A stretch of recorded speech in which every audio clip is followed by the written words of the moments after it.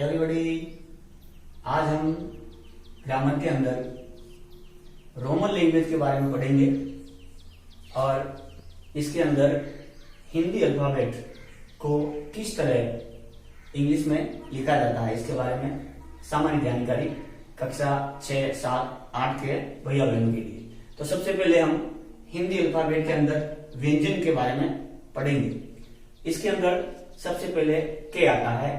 के को इंग्लिश में अल्फाबेट जो होता है के, उसको के रूप में लिखते हैं। फिर आगे खे आता है। खे के अंदर के और एच का प्रयोग किया जाता है।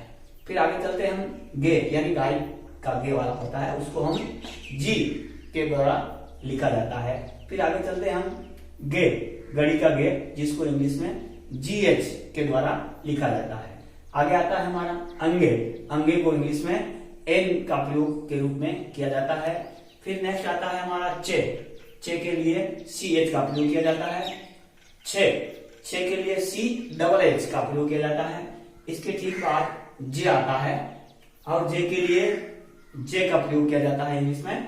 फिर आता है जे, झंडा वाला जे, जिसके अंदर जे के साथ में एच को भी लिखा जाता है।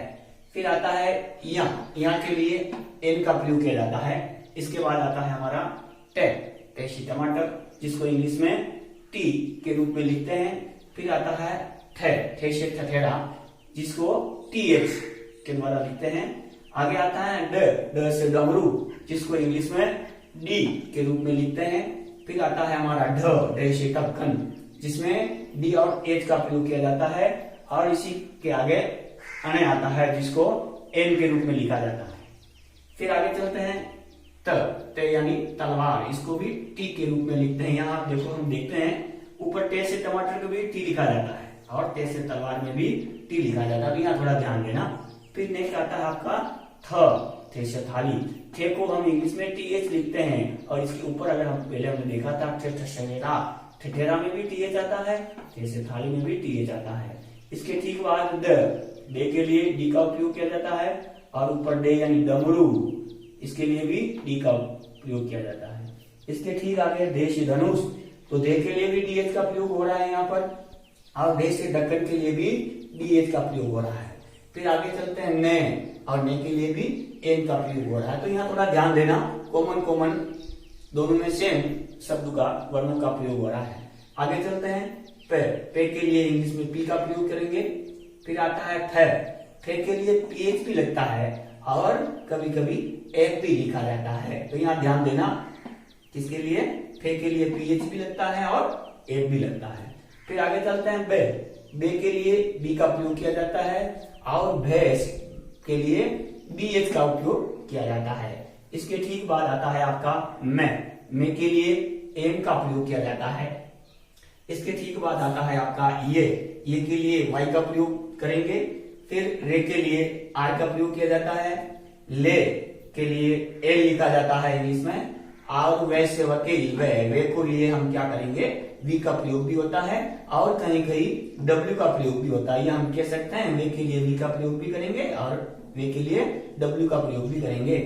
फिर आता है से हमारे यहाँ पर 3 है, तो सबसे पहले जो से आता है इसको हम सलगम का से कहते हैं। इसके लिए एस एच का प्रयोग करेंगे। और से षटकोण, इसके लिए भी एस एच का प्रयोग होता है। यहाँ थोड़ा ध्यान देना, दोनों सेम है। फिर आगे चलते हैं से सड़क, इसके लिए एस का प्रयोग करेंगे। इसके ठीक बाद है आता है, जिसको एच द्वारा इसका इंग्लिश में ट्रांसलेशन किया जाता है। आगे चलते हैं अक्षय के लिए के एस एच, यहाँ ध्यान देना 3 वर्ण का प्रयोग हो रहा है अक्षय के लिए। फिर आता है आपका त्रे के लिए टी और आर का प्रयोग किया जाता है। और ये गे यानी ज्ञानी, जिसको बोलते हैं गे या गण्य हम जिसको बोलते हैं, इसके लिए जी और वाई। ये भी हमने व्यंजन के बारे में सामान्य जानकारी दी, किस प्रकार इसको रोमन लैंग्वेज में लिखा जाता है।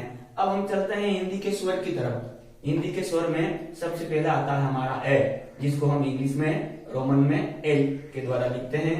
आ की मात्रा हम बोलते हैं वैसे, और आ भी अगर स्वर होता है तो उसमें भी ए का प्रयोग किया जाता है। इसके ठीक बाद ई आता है। ई के लिए आई का प्रयोग करते हैं। फिर आगे आती है ई आई बड़ी, जिसको ई बोला जाता है। इसके अंदर डबल ई का प्रयोग हो रहा है। अधिकतर 90% डबल ई की जगह पर आई का प्रयोग भी होता है। आगे आता है उ, उ के लिए यू लिखा जाता है और बड़ा उ के लिए डबल ओ लिखा जाता है। यहाँ ध्यान देना, अधिक 90% डबल ओ यानी बड़ा ओ की जगह पर यू का प्रयोग भी होता है। आगे आता है री, री के लिए आर आई का प्रयोग होता है। और इसके आगे चलते हैं ए, ये ए यानी एडी का ए होता है, इसके लिए इंग्लिश में ई का प्रयोग किया जाता है। इसके ठीक बाद आई, आई के लिए ए आई का प्रयोग होता है। और इसके आगे ओ होता है, ओ के लिए इंग्लिश अल्फाबेट में लेटर जो होता है ओ, इसका प्रयोग किया जाता है। फिर आता है आपके औ, औ के लिए ए और यू का प्रयोग किया जाता है। अम के लिए ए और एन का प्रयोग किया जाता है। एह के लिए ए और एच का प्रयोग किया जाता है। इस प्रकार एक रोमन लैंग्वेज है जिसके द्वारा हम क्या कर सकते हैं, हिंदी के वर्ण से शब्द बना सकते हैं और कम समय में और कम परिश्रम में हम शब्दों को जल्दी सीख सकते हैं। अब आप सबको ये अपनी होमवर्क में लिखना है, कॉपी में यूज करेंगे और घर पर थोड़ी प्रैक्टिस करेंगे और याद करेंगे। कल हम शब्द किस प्रकार निर्माण करते हैं इसके बारे में पढ़ेंगे। वंदे मातरम।